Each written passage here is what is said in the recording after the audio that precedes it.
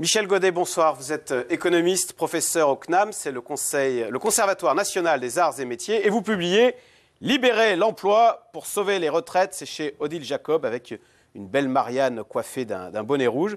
Et alors, il y a des chapitres, vous n'y avez pas de main morte, il y a un chapitre très optimiste, comment revenir à 5% de chômeurs. D'abord, vous faites une analyse de toutes les erreurs qu'on a pu faire par le passé. Et l'une d'entre elles, on va en parler de quelques-unes, mais l'une d'entre elles, dites-vous, c'est de s'être fixé comme objectif d'avoir 70% de bacheliers. Pourtant, Michel Godet, on se dit a priori, et vous en plus qui êtes professeur, c'est bien de faire des études. Ben vous dites non. Enfin, expliquez pourquoi. Expliquez pourquoi c'est pas bien. Moi, j'ai simplement regardé les faits et pas les idéologies. Et j'ai constaté que les pays qui, en Europe, avaient le taux de chômage le plus faible, comme par exemple l'Allemagne ou la Suisse qui est à 4% de chômeurs, eh bien, ils ont, comme par hasard, 50% des jeunes entre 15 et 19 ans, donc les jeunes en insertion précoce, en apprentissage. Alors que chez nous, on est à moins de 10. Et ceux qui sont en échec scolaire. Donc, si on avait la bonne idée en France, au lieu de chercher des idées d'en haut qui ne marchent pas, si on avait la bonne idée d'appliquer ce qui marche à l'étranger en le transposant, et surtout, comme je l'avais dit l'an passé, dans la France des bonnes nouvelles, d'essayer de dupliquer ce qui marche en France dans les territoires, eh bien la France d'en bas irait encore mieux si celle d'en haut lui fichait la paix et arrêtait de lui imposer des choses qui ne marchent pas. Alors, Michel Godet, justement, il se trouve qu'on a un reportage sur la Suisse où effectivement l'apprentissage est très développé. La Suisse, vous l'avez dit, qui connaît le plein emploi. On va écouter l'un de ses apprentis et après vous réagirez. Ouais, là, je me sens comme un poisson dans l'eau. J'aime bien voir, en fait, l'évolution de nos pièces au début, que c'est juste un bout de métal, puis finalement, après, on a peu à peu des pièces qui se forment. Vous ne vous sentez pas inférieur? Pas du tout. Après, je pense que chacun ses choix et tout. Peut-être des personnes, elles préfèrent faire l'école. Peut-être les Français, ils sont plus à aller vers les études et tout ça, plus axés là-dessus. Et puis nous, les Suisses, on préfère bosser, on est... Ça tue quand même ce rire. Oui. On a une image de Cossard en Suisse apparemment. Mais c'est pas que les gens travaillent pas, c'est qu'ils travaillent mal et ils apprennent des choses inutiles. Il y a une surabondance de diplômés chez la nous. question, on pose à cet apprenti, vous vous sentez pas dévalorisé? Et c'est vrai qu'en France, si on a un CAP de boucher ou un CAP de menuisier, c'est moins valorisant socialement, et vous ne direz pas le contraire, que si on a une maîtrise de philo ou une maîtrise d'histoire qui, allez-vous me dire, ne sert à rien, mais qui est plus valorisante. Mais il y a d'abord une question de méthode. Dans tous ces pays, l'apprentissage est sous la responsabilité des entreprises et pas d'éducation nationale, qui envoie que les jeunes qui sont en échec et qui leur dit que la loi royale, c'est les études générales et théoriques.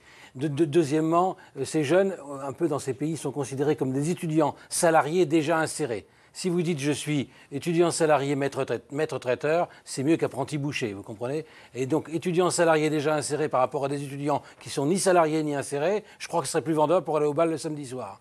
Et donc, c'est ça qu'il faut, c'est changer l'image des métiers et des réalités du monde. Mais en Allemagne, puisque la moitié des jeunes passent par l'apprentissage, on n'a jamais, comme chez nous en France, des élites qui se parachutent à la tête, sorties d'un cabinet ministériel, qui se parachutent à la tête des entreprises et qui leur font faire faillite. C'est ça le modèle français. Et ce modèle, finalement, qui est un modèle jacobin, il ne tient plus. Il faut le mettre par terre. Et de ce point de vue-là, je suis complètement derrière les bonnets rouges.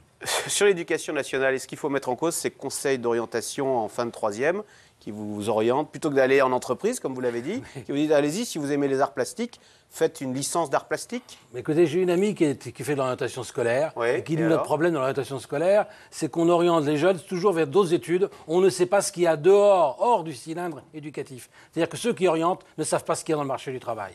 Alors, vous tapez beaucoup sur vous-même, sur votre génération, les baby-boomers, dites-vous, on a ruiné la France. Et vous, alors ça c'est amusant, à la fin... Vous aussi, vous l'avez ruiné un petit peu. Non, alors à la fin, vous dites, parce que vous allez partir à la retraite, moi je l'ai appris, oui. Et vous dites, vous êtes très surpris, je m'aperçois que je vais toucher 100% de mon dernier salaire brut. Et ça vous désole presque, on a l'impression. Oui, parce que...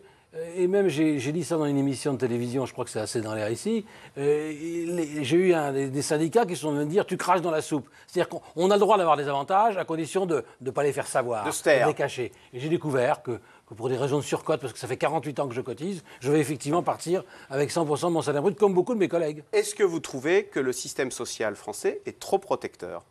Comme Laurent Wauquiez, comme d'autres à droite qui disent on devrait diminuer le RSA et diminuer, pourquoi pas, les indemnités chômage. Le 17 janvier, l'UNEDIC va réformer l'assurance chômage. Vous savez ce qu'ont fait nos amis danois. On sait très bien que plus les gens sont indemnisés longtemps, moins ils sont incités à reprendre le travail. Donc chez nous, on indemnise trop et trop longtemps. Ce n'est pas un service qu'on rend aux gens. Je crois que je suis pour qu'il y ait de l'accompagnement social. Comme en Allemagne, il faut réduire les indemnités de 24 à 12 mois. On a constaté simplement que quand les gens se disaient j'ai 24 mois devant moi, et finalement ils disaient j'ai le temps, je vais souffler un peu, et puis ils ne se rendent pas compte que du point de vue des employeurs, quand vous faites une offre d'emploi et que vous recevez des CV, vous prenez d'abord ceux qui ont un emploi. Le meilleur moyen pour trouver un emploi, c'est déjà d'en avoir un.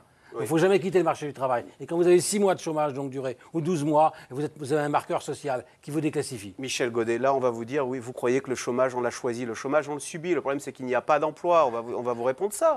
Non oui, mais comment se fait-il que d'autres pays que nous ont un taux de chômage 2 fois plus faible, ou même qu'en France, dans le pays de Vitré? Alors on sait bien qu'il y a des solutions qui passent d'abord par la baisse du coût du travail. Mais cette baisse du coût du travail, elle passe aussi par la baisse des charges et donc des dépenses publiques. Et comme vous le savez, ce n'est pas vraiment encore à l'ordre du jour. On en parle, mais on ne le fait toujours pas. Vous voulez aussi réduire le SMIC. Vous dites que ce n'est pas aux entreprises de faire en sorte qu'il y ait un minimum, qu'il y ait un revenu minimum. C'est à l'État ? C'est certainement pas. Oui, d'une certaine manière. Alors là, je vais vous surprendre. Je pense que je suis pour un revenu minimum d'activité. Oui. Dans une société de données. Personne ne devrait gagner moins en travaillant. En dessous d'un certain seuil. On ne vit pas avec le SMIC en Ile-de-France. Pour se loger notamment. Bon, alors qu'on peut vivre dans le Cantal avec le SMIC. Donc le SMIC, il faudrait sans doute... Un SMIC régional ? Absolument, ça existait jusqu'en dans les années 60. Il faut donc, c'est d'ailleurs des propositions qui ressortent dans un groupe de travail officiel. Je crois que c'est recommandé aussi par l'Europe. Et puis avoir un revenu minimum, une forme d'impôt négatif, ce qu'on a aujourd'hui avec la prime à l'emploi ou le RSA, qui sont d'ailleurs complètement déconnectés. Il faudrait donner le complément sous forme d'impôt négatif à ceux qui travaillent. Mais pas de revenus sans contrepartie d'activité. C'est une question de dignité pour les individus et d'efficacité pour la société. Malheureusement, on fait tout le contraire. Vous dites aujourd'hui, on a un gouvernement par des fonctionnaires et pour les fonctionnaires. Vous tapez pas mal sur les fonctionnaires. Vous trouvez qu'on ne leur demande pas assez d'efforts dans la France d'aujourd'hui? Il y a le gel du point d'indice, par exemple. Oui, mais finalement, on ferait mieux d'avoir moins de fonctionnaires et mieux les payer. Le système est complètement hypocrite. Moi, je suis simplement comme un système suédois, qui n'est pas un pays hyper réactionnaire, comme vous le savez, très social-démocrate. Eh bien, on a fait, au nom de l'égalité de traitement des citoyens, on a fait un contrat unique pour tout le monde, la même protection. Il faut plus protéger ceux qui ne le sont pas, donc ceux qui sont dans la précarité, et un peu moins protéger ceux qui le sont trop. Il y en a qui sont aujourd'hui, je ne donnerai pas de nom en particulier, mais des quasi-propriétaires de leur emploi, et qui ont l'équivalent d'une semaine par mois de congés payés par an, une semaine par mois de congés payés avec les RTT accumulés. Donc il y a vraiment des inégalités dans la société française, de statut bien plus importantes que les inégalités de revenus. Est-ce qu'on peut remettre en cause, par exemple, la notion d'emploi à vie dans la fonction publique, et si tant est que vous le souhaitiez, sans paralyser la France pendant 3 mois? Ça, c'est le problème. Vous posez la question du courage politique de ceux qui nous gouvernent. C'est parce qu'ils n'en ont pas eu depuis 30 ans, de droite comme de gauche, que les Français, par désespoir de cause, parfois se mettent à voter FN parce qu'ils n'ont pas d'autre choix. C'est une manière de dire, le choix qui nous est proposé ne nous convient pas. Ceux qui nous gouvernent pensent d'abord à se servir au lieu de servir l'intérêt général. Depuis hier, le temps partiel ne peut pas être inférieur à 24 heures par semaine. Donc c'est une contrainte, hein, par exemple pour les cabinets médicaux qui emploient du personnel. C'est une mauvaise décision parce que François Hollande, lors de ses vœux, a dit qu'il fallait simplifier la vie des entreprises. Ça ne simplifie pas. Alors là, ça ne la simplifie pas. On voulait en mettre tout le monde, mais on en continue à rajouter des contraintes et des charges. Je constate simplement que les pays où le taux de chômage est plus faible, ils ont plus de gens à temps partiel que chez nous. Il n'y a pas assez de formes de temps partiel chez nous. Et notamment, il y a beaucoup plus de gens à temps plein subi qui voudraient travailler moins en fonction de leur âge, des circonstances de la vie, ont un peu plus de souplesse et de flexibilité. Cessons de mettre les Français au pas. Mais pour être heureux, votre truc, c'est pas marrant. Il faut plus d'indemnité chômage, il faut un SMIC plutôt plus bas ailleurs, il faut le temps partiel. Un revenu plus élevé que le SMIC, un revenu minimum d'activité. Non, là, je crois que c'est, dans ma tête, en tout cas, c'est complètement clair. Vous l'imaginez, vous l'avez lu. Hein, c'est simplement, ça marche dans certains territoires.